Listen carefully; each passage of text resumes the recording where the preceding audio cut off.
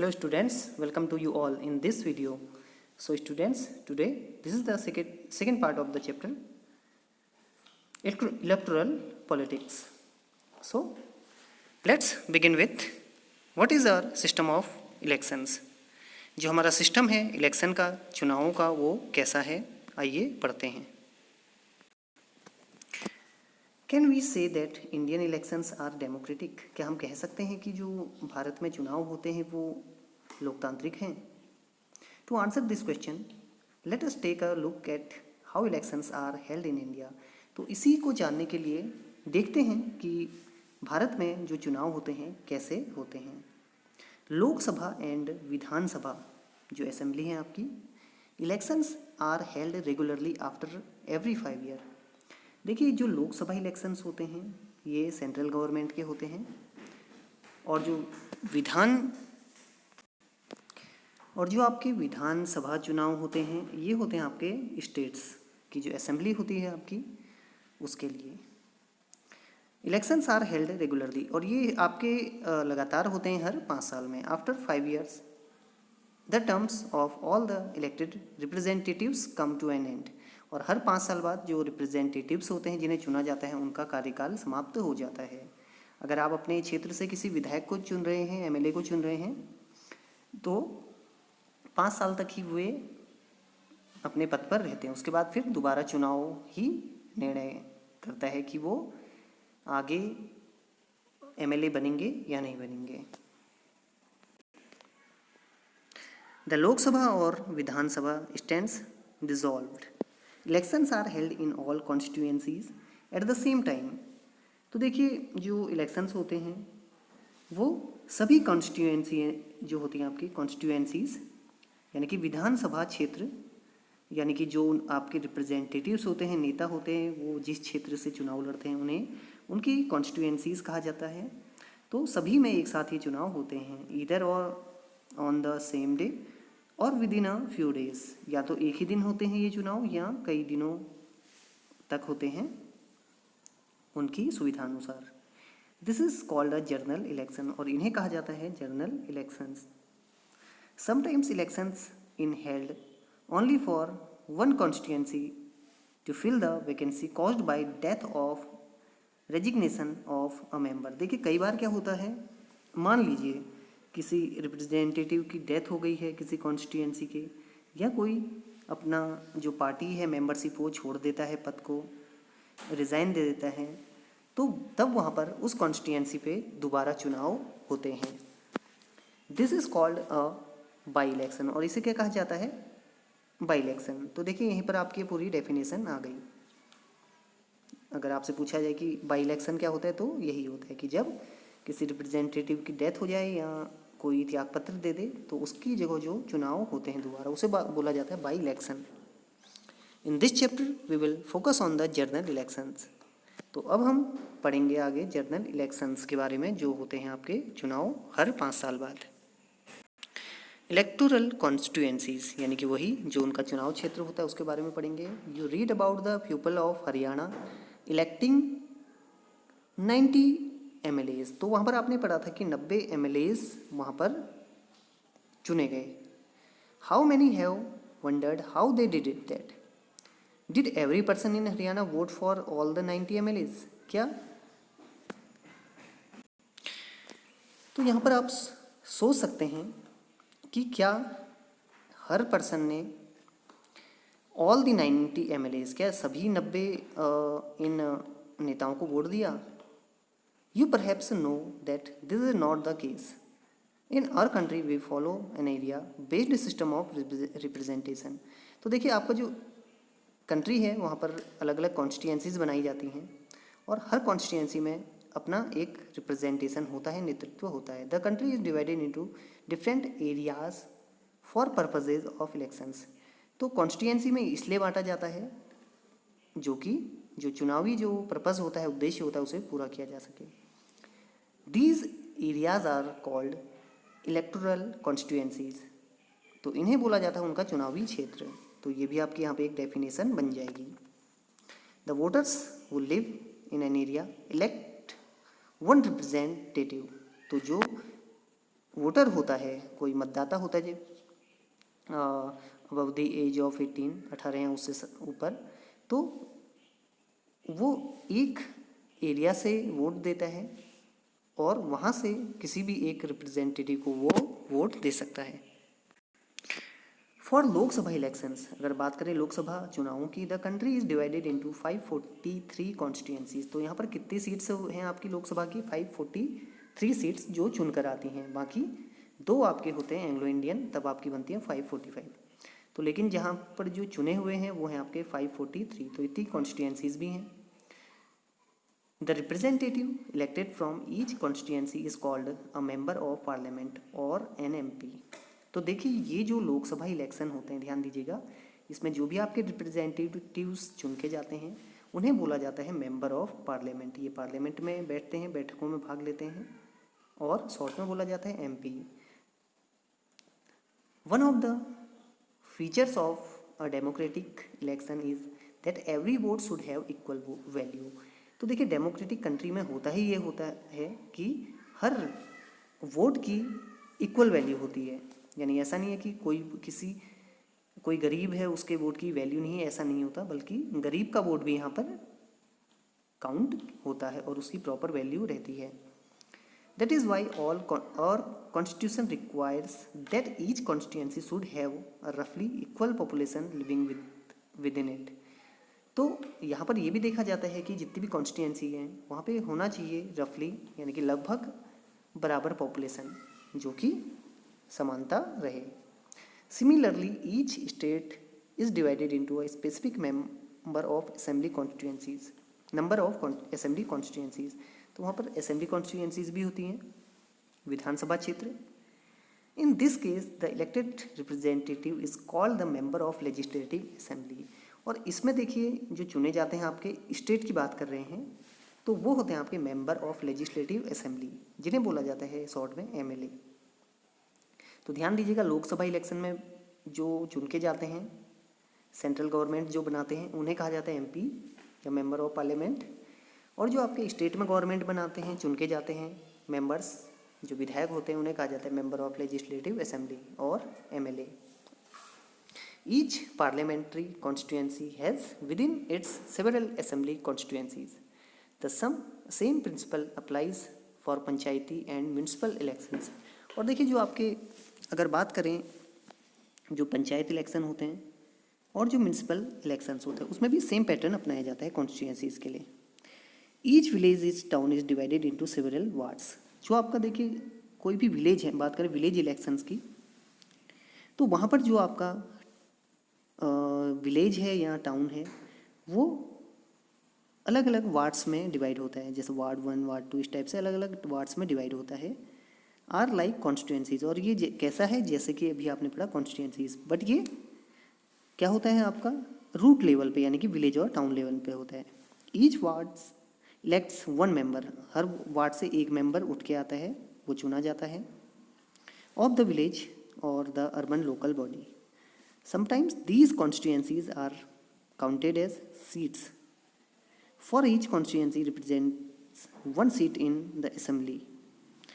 When we say that Lok Dal won 60 seats in Haryana, it means that the candidates of Lok Dal won in 60 assembly constituencies in the state. तो अगर बात करें, जैसे शुरू में आपने story पढ़ी कि जो लोक दल है उसे 60 सीट्स मिली, तो ये जो 60 सीट्स थी, ये 60 कैंडिडेट्स थे जो अलग अलग कॉन्स्टिट्यूंसी से जीत कर आए थे। 10 लोक दल हैज़ 60 MLA। और यही देखिए इनके क्या बने, MLA बने। क्योंकि देखिए MLA क्यों बने, क्योंकि ये स्टेट इलेक्शन थे, कोई आपके लोकसभा इलेक्शन नहीं थे। तो देखिए 60 कॉन्स्टिट्यूंसी से 60 MLAs इन्हें मिले। So students, now have a look at this map. This is a map of Gulbarga district in Karnataka. देखिए कर्नाटक का एक गुलबर्गा नामक ये एक डिस्ट्रिक्ट है, जहाँ पर समझ सकते हैं आप कि यहाँ पर अलग अलग ये देखिए लोकसभा कॉन्स्टिट्यूंसीज हैं। तो आप देख सकते हैं यहाँ पर टोटल कितनी है लोकसभा सीट्स गुलबर्गा में, 1 2 3 4 5 6 7 8 देख सकते हैं। ये आपकी काउंट करके आप देख सकते हैं। 34, 35, 30, इस टाइप से आप देख सकते हैं यहाँ पर। So students, here you can see few seats are reserve for SC candidates, जैसे यहाँ पर आप देख सकते हैं 40 जैतपुर एंड गुलबर्गा रूरल 43, इसमें भी देखिए SC के लिए रिजर्व है। तो ये क्या हैं, अलग अलग कॉन्स्टिट्यूंसीज हैं, अलग अलग क्षेत्र हैं, देख सकते हैं आप। तो इस तरह क्या है, जो भी कॉन्स्टिट्यूंसीज हैं किसी भी स्टेट में, उन्हें इस तरह से बांटा जाता है। नाउ रिजर्व्ड कॉन्स्टिट्यूंसीज, कुछ आरक्षित होती है कॉन्स्टिट्यूंसीज, और constitution entities every citizen to elect her representative and to be elected on as a representative. The constitution makers, however, were worried that in an open electoral competition, certain weaker sections may not stand a good chance to get elected to the Lok Sabha. देखिए, जब आपका constitution बन रहा था तो उस समय जो मेंबर्स थे उन्होंने सोचा कि जो वीकर सेक्शंस हैं सोसाइटी में, तो हो सकता है कि चुनाव में उन्हें सीट्स ना मिलें और वे आगे ना बढ़ पाएँ। तो इसके लिए भी देखिए उन्होंने यहाँ पर कुछ बातें की। जो आपका इलेक्शन सिस्टम होता है, they may not have the required resources, ऐसे लोग जिनके पास रिसोर्सेज नहीं है, education and contract to contest and win elections against other, और ऐसे लोग, ऐसे वीकर सेक्शन जो पढ़े लिखे नहीं है ज़्यादा और जो चुनाव में अपने ग्रुप का, अपने समूह का प्रतिनिधित्व नहीं कर सकते और जीत नहीं सकते इनकी कमी के कारण, धन की कमी के कारण, क्योंकि वो अगर चुनाव में भाग नहीं ले पाते हैं तो जाहिर सी बात है जीत भी नहीं पाएंगे। Those who are influential and resourceful may prevent them from winning elections, और इसमें क्या होगा, जो धनवान लोग हैं जिनके पास रिसोर्सेज है वही हमेशा जीतेंगे। इफ़ दैट हैपन्स, अगर ऐसा हुआ, और parliament and assemblies would be deprived of the voice of a significant section of our population, तो इससे क्या होगा, जो हमारा एक वीक सेक्शन है सोसाइटी में, उसकी आवाज़ संसद तक नहीं जा पाएगी, उसके प्रॉब्लम्स हल नहीं हो पाएंगे। That would make our democracy less representative and less democratic, और इससे हमारी जो डेमोक्रेसी है, लोकतंत्र है, उसमें बहुत ज़्यादा इस वीकर सेक्शन का प्रतिनिधित्व नहीं होगा और लोकतंत्र हम वहाँ पर कह नहीं सकते हैं कि उतना अधिक हो पाएगा। So the makers of our constitution thought of a special system of reserved constituencies for the weaker section, और देखिए इसी के लिए क्या है, जो हमारे कॉन्स्टिट्यूशन मेकर्स थे जिन्होंने कॉन्स्टिट्यूशन बनाया, तो उन्होंने कुछ रिजर्व्ड कॉन्स्टिट्यूंसीज किसके लिए बनाई, वीकर सेक्शंस के लिए। Some constituencies are reserve for the people who belong to the schedule caste, देखिए कुछ कॉन्स्टिट्यूंसीज आपके शेड्यूल कास्ट के लिए रिजर्व रहती हैं, एंड शेड्यूल ट्राइब्स, और कुछ ST शेड्यूल ट्राइब्स के लिए। In SC reserve constituency only someone who belong to the schedule caste can stand for election, और देखिए मान लीजिए अगर कहीं पे कोई कॉन्स्टिट्यूंसी SC कैंडिडेट के लिए रिजर्व है तो वहाँ से केवल SC कैंडिडेट ही चुनाव में भाग ले सकता है। Similarly, only those belonging to the scheduled tribe can contest an election from a constituency reserved for ST, और ऐसा ही ST के मामले भी होगा कि जो आपकी कॉन्स्टिट्यूंसी को, जो चुनाव क्षेत्र ST के लिए रिजर्व है, तो वहाँ से केवल ST कैंडिडेट ही चुनाव लड़ सकता है।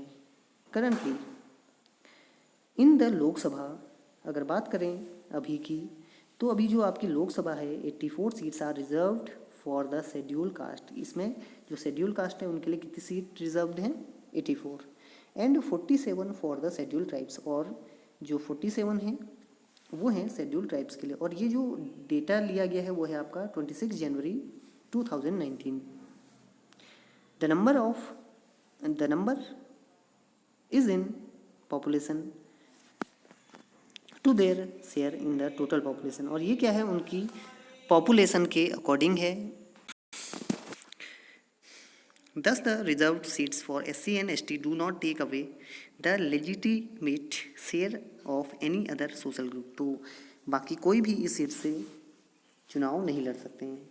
दिस सिस्टम और रिजर्वेशन, और इसी तरह का जो सिस्टम होता है सीट्स का, रिजर्वेशन का, वह extended later to other weaker sections at the district and local level. तो देखिए डिस्ट्रिक्ट और लोकल लेवल में भी ये दिखाई देता है।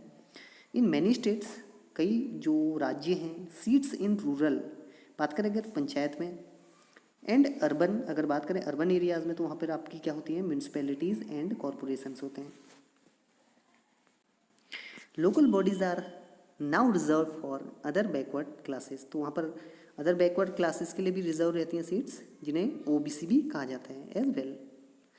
However the proportion of seats reserved varies from state to state. और लेकिन ये जो रिजर्व सीट होती हैं स्टेट टू स्टेट आपकी क्या होती हैं, डिफरेंट होती हैं। जैसे अगर बात करें आपके उत्तराखंड की, तो यहाँ पर आपकी जो लोकसभा सीट्स हैं वो हैं आपकी 5। Similarly, 1/3 of the seats are reserved in the rural and urban local bodies for women candidates। तो बात करें, देखिए अगर वैसे महिलाओं के लिए भी यहाँ पर ये तय किया गया है कि उनके जैसे जो आपके रूरल और जो अर्बन लोकल बॉडीज़ में जो चुनाव होते हैं वहाँ पर 1/3 सीट उनके लिए रिजर्व रहती हैं। So students, for every general election और Lok Sabha election, main roll there is of voters. So we need to make a voter list. So now let's look at the voter list. Once the constituencies are decided, जब constituency जो होती हैं आपकी decide हो जाती हैं कि कौन सी constituency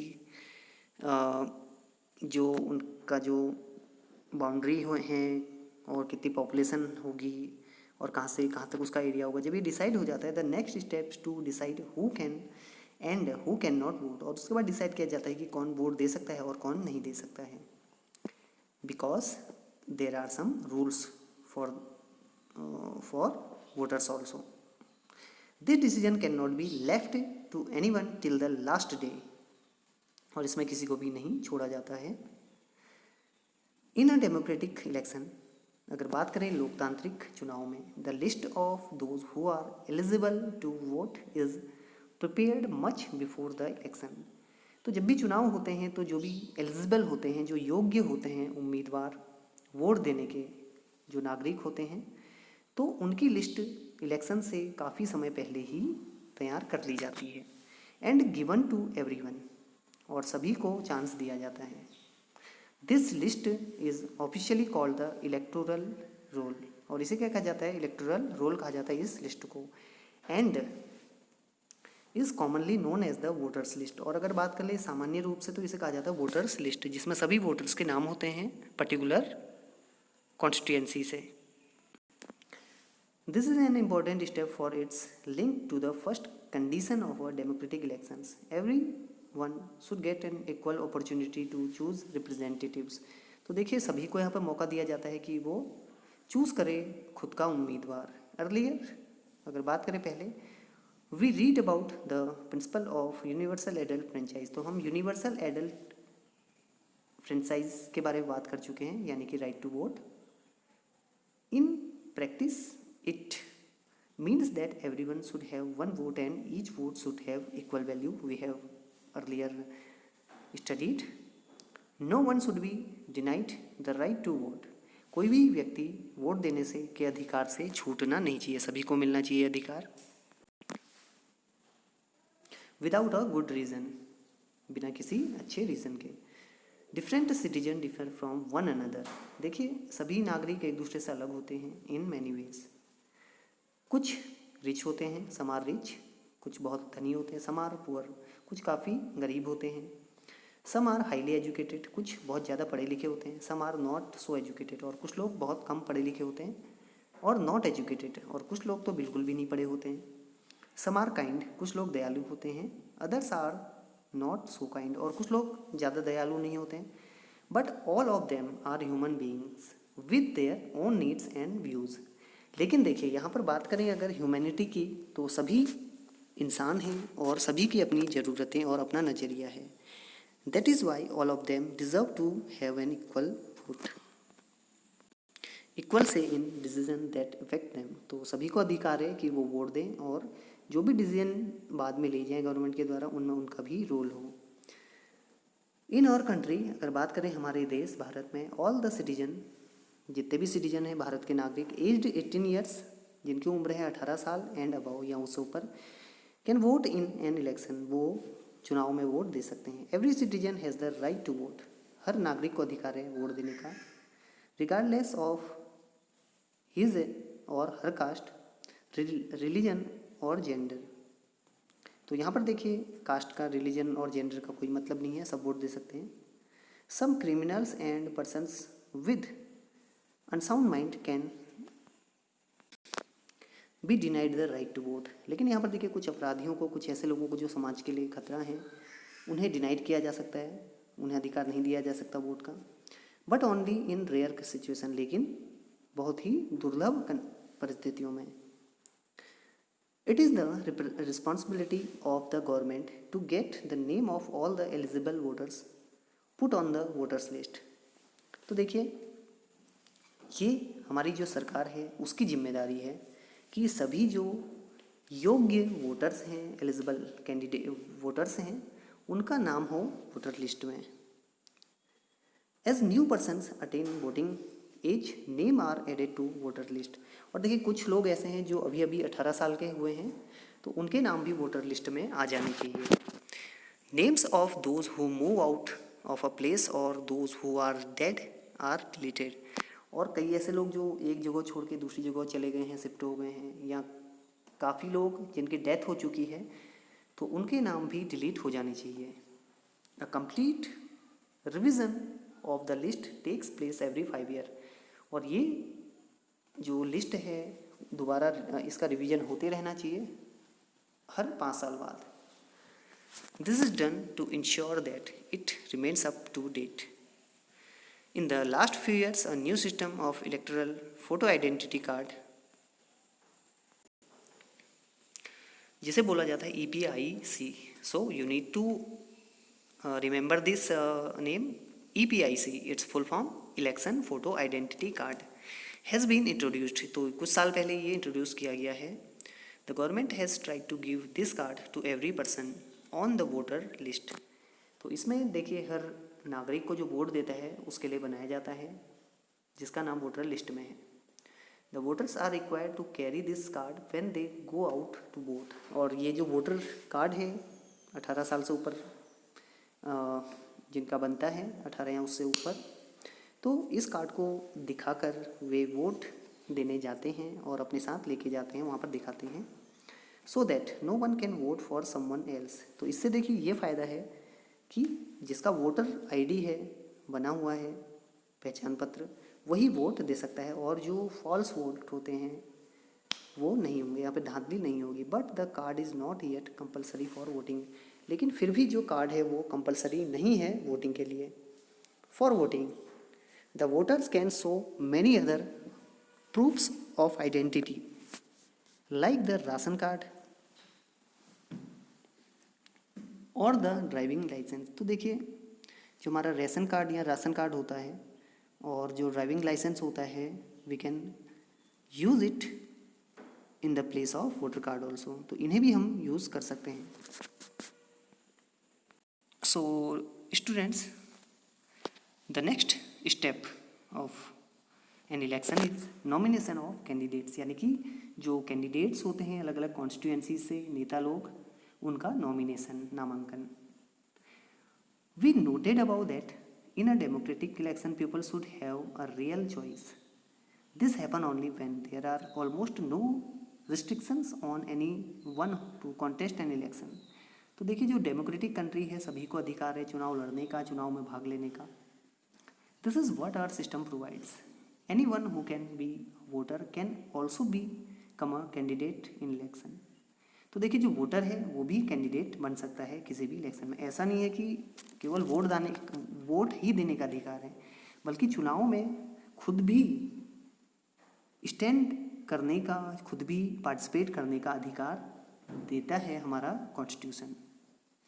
the only difference is that in order to be a candidate the minimum age is 25 year. अगर बात करें लोकसभा इलेक्शन की, तो वहाँ पर जो मिनिमम एज है वो है आपकी 25 ईयर है। तभी आप चुनाव लड़ सकते हैं। While it is only 18 years for being a voter. और वहीं बात करें अगर वोटर्स की, तो वोटर्स के लिए आपका 18 ईयर है, यानी कि अगर आप वोट देना चाहते हैं तो 18 साल या उससे ऊपर, और अगर आप चुनाव लड़ना चाहते हैं, पार्टिसिपेट करना चाहते हैं, तो उम्र होनी चाहिए 25 साल या उससे अधिक। There are some other restrictions on criminal etcetera. तो कुछ रिस्ट्रिक्शन भी हैं जो अपराधियों के खिलाफ लगाए जाते हैं, but these applies in very extreme cases. लेकिन ये अप्लाई होते हैं, देखिए हर केस में नहीं होते, जो बहुत ही एक्सट्रीम केस होते हैं, बहुत ही जो ब्रूटल केसेस होते हैं, उसमें ही ये लागू होते हैं। Political parties nominate their candidates who get the party symbol and support. तो देखिए जो नॉमिनेशन होता है पॉलिटिकल पार्टीज़ का, उनके जो पार्टिसिपेट के लिए जो उनके यहाँ पर कैंडिडेट आते हैं, तो उन्हें पार्टी अपना सिंबल और सपोर्ट देती है। Parties nomination is often called party ticket. तो इसे कहा जाता है, देखिए जो नॉमिनेशन होता है उसे पार्टी टिकट भी कहा जाता है, कि उसे टिकट मिल गया पार्टी से, आपने सुना भी होगा।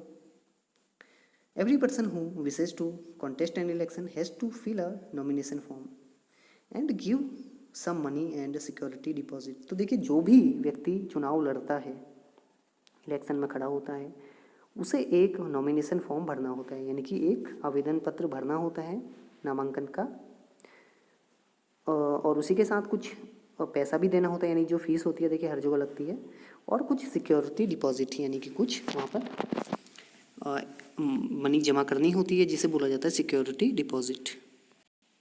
सो स्टूडेंट्स, रिसेंटली अभी हाल ही में a new system of declaration has been introduced on direction from the supreme court. देखिए सुप्रीम कोर्ट ने एक नया सिस्टम निकाला है डिक्लेरेशन का, घोषणा करने का नेताओं द्वारा जो चुनाव लड़ते हैं candidates.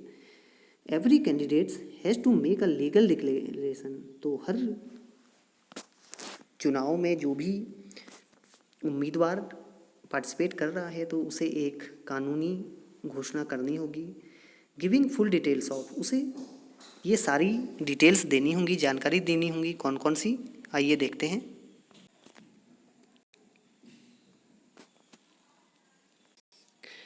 First, serious criminal cases pending against the candidate.